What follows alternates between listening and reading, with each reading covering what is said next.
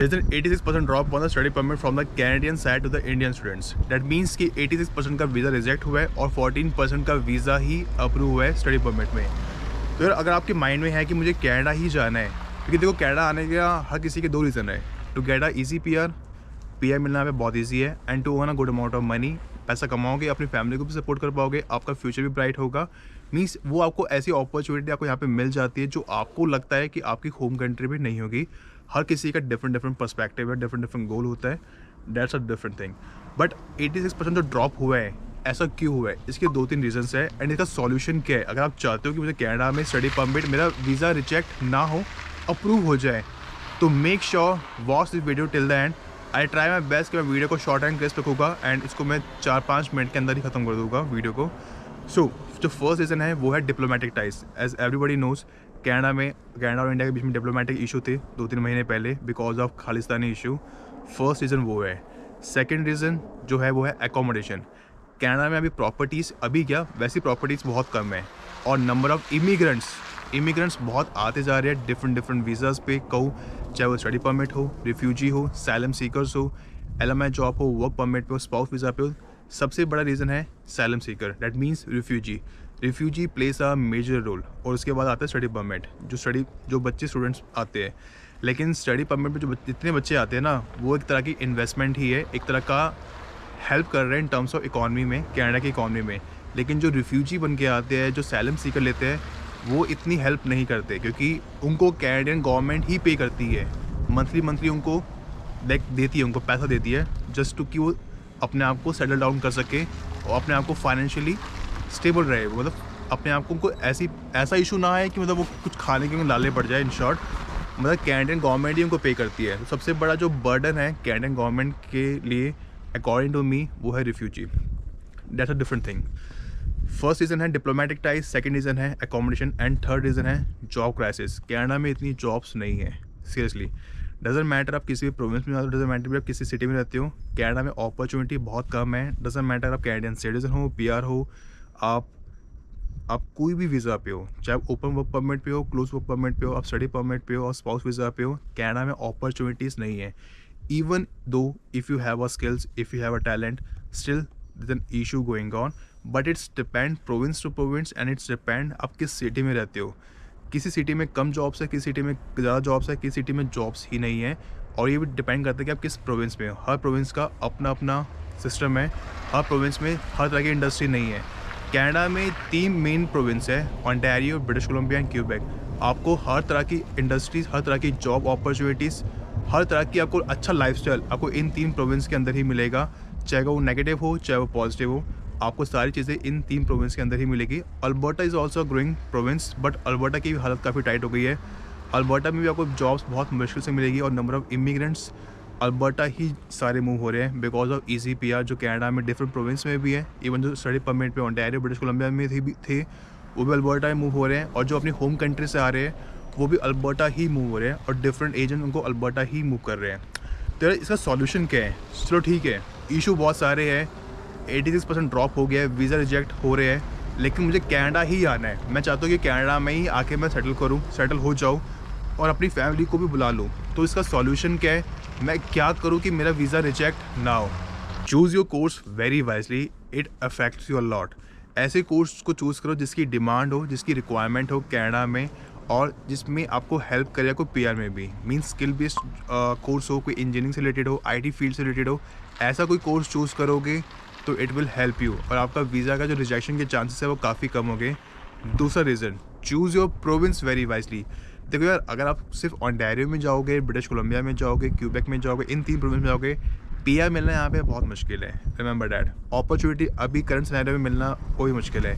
और जितने भी कॉलेज यूनिवर्सिटीज़ है, मैक्सिमम आपको इसी प्रोविंस में मिलेंगे, और आपको जितने भी एजेंट्स है, इमिग्रेशन कंसल्टेंट है, वो आपको इन 3 प्रोविंस के अंदर ही भेजेंगे। क्यों? देखो, कोई भी आपको यहाँ पे फ्री में काम करके नहीं देता।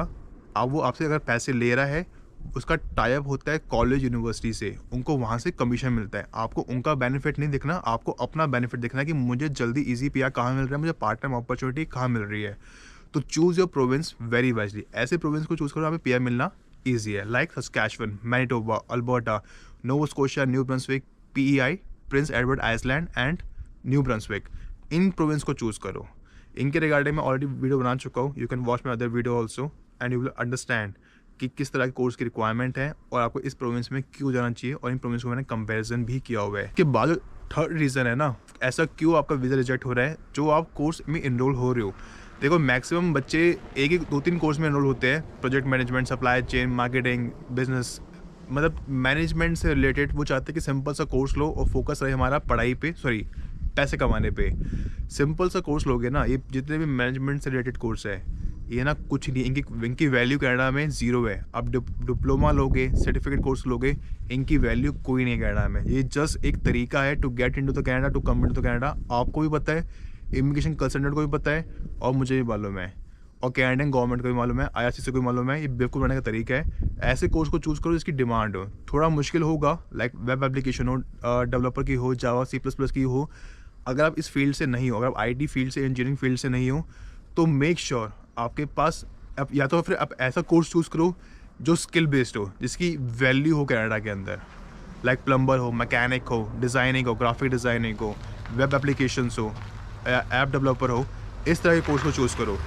एक कोर्स सस्ता ले लो, एक कोर्स अच्छा ले लो, अगर 1+1 भी लेते हो। एक कोर्स थोड़ा मुश्किल ले लो, एक कोर्स थोड़ा ईजी ले लो, but choose your course very wisely. और सबसे बड़ा रीज़न भी यही है, आप जो कोर्स को चूज़ कर रहे हो उसकी डिमांड, उसकी वैल्यू नहीं है, इसलिए वीज़ा रिजेक्ट हो जाते हैं। और वीज़ा इसलिए भी रिजेक्ट हो रहे हैं क्योंकि आपकी जो ऑलरेडी पास का एक्सपीरियंस है, अगर आप उससे रिलेटेड कोर्स को नहीं चूज़ करते हो तो भी आपका वीज़ा रिजेक्ट होता है। लेकिन सबसे बड़ा रीज़न यही है, diplomatic issue and accommodation issue. और ये टेम्प्रेरी पॉलिसी है, ये आगे तक नहीं रहेगा। मीन्स ये मान लो इसे 3-4 महीने तक ही है, और 2025 में इलेक्शन भी है।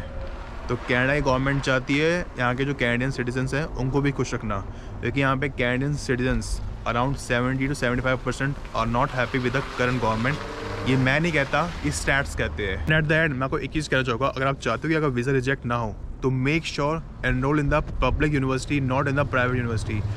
बहुत सारे बच्चे ऐसे भी होते हैं जो प्राइवेट यूनिवर्सिटी में एडमिशन ले लेते हैं क्योंकि उनका IELTS में स्कोर नहीं आ रहा होता, या उनको ऐसी यूनिवर्सिटी कॉलेज नहीं मिल रही होती, उनको एजेंट भेज देते हैं। तो वो करते क्या है कि प्राइवेट यूनिवर्सिटी में एडमिशन तो ले लेते हैं कनाडा में आने के लिए, लेकिन उनको उसमें वर्क परमिट नहीं मिलता। और वो चाहते हैं कि 1 ईयर की स्टडी हम प्राइवेट कॉलेज में करें और 1 ईयर की स्टडी हम किसी और यूनिवर्सिटी या और किसी प्रोविंस में कर लेंगे। या देखो मैं आपको एक चीज़ कहना चाहूँगा, IELTS की ट्रेनिंग ले लो, आपको कनाडा आना ही आना है, आपका स्कोर नहीं बन रहा है, it's better to take training. 2-3 बार अटैम्प्ट करो, 3 बार अटैम्प्ट करो, 4 बार अटैम्प्ट करो, बट मेक श्योर टाइम लो, प्रैक्टिस करो, उसके बाद जाके अटैम्प्ट करो। साथ ही साथ आपको IELTS का स्कोर नहीं बन रहा तो या तो आप TOEFL का एग्ज़ाम दे दो, या तो आप कोई और एग्ज़ाम दे दो, या तो आप PT का एग्ज़ाम दे दो जो आपको ईजी लगे। एंड साथ ही साथ अगर आप चाहते हो कि मेरा वीज़ा रिजेक्ट ना हो तो पब्लिक यूनिवर्सिटी के अंदर ही एनरोल करना, प्राइवेट में एनरोल करने का कोई बेनिफिट नहीं है। Just a waste of money, just a waste of time, उसका कोई बेनिफिट नहीं मिलेगा। सच में कनाडा में कोई जॉब अपॉर्चुनिटी बहुत कम है, अपॉर्चुनिटी बिल्कुल भी नहीं है, धक्के खाने पड़ेंगे। और आने से पहले चीज़ें सीख के आना, otherwise it's just a disaster for you. ना पैसे कमा पाओगे, मेंटल आपकी हेल्थ भी ख़राब हो जाएगी। So make sure you should have a skills, you should have a talent, and you should be strong enough to do any kind of job and choose your province wisely. क्योंकि देखो होता क्या है कि वीज़ा रिजेक्ट इसलिए भी होते हैं क्योंकि अब सारे के सारे ओंटारियो प्रोविंस में जा रहे हैं, सारे ब्रिटिश कोलंबिया क्यूबेक प्रोविंस में जा रहे हैं। तो गवर्नमेंट कहती है कि पागल के बच्चे हो गया, सारे के सारे एक ही प्रोविंस में जा रहे हो। यार ऐसे प्रोविंस में जाओ जहाँ की पॉपुलेशन बहुत कम हो, like Yukon, Alberta, Saskatchewan, Manitoba, New Brunswick, Nova Scotia. लेकिन यहाँ भी बहुत भीड़ हो रही है, लेकिन एटलीस्ट इनसे तो बेटर ही है। बाकी 3 province Ontario, Quebec, British Columbia से PR मिलेगा, जॉब मिलेगी और आपको आराम से पार्ट टाइम अपॉर्चुनिटी मिल जाएगी। तो फोकस करो PR पे और पार्ट टाइम अपॉर्चुनिटी पे। अगर ये चीज़ आपको मिल जाएगी ना, बाकी सारे काम आपके आराम से पूरे हो जाएंगे। उसके बाद PR लेने के बाद आपको किसी भी प्रोविंस से मूव होना हो, किसी भी प्रोविंस से मूव होना चाहते हो जाना, कोई इशू नहीं है, उससे कोई फ़र्क नहीं पड़ता। But make sure focus on PR and part time opportunity and learn skills as much as you can. So video को यहीं पे एंड करता हूँ। एंड करने से पहले if you have any question regarding anything, just comment in the comment section. तब तक के लिए goodbye and have a great day, take care.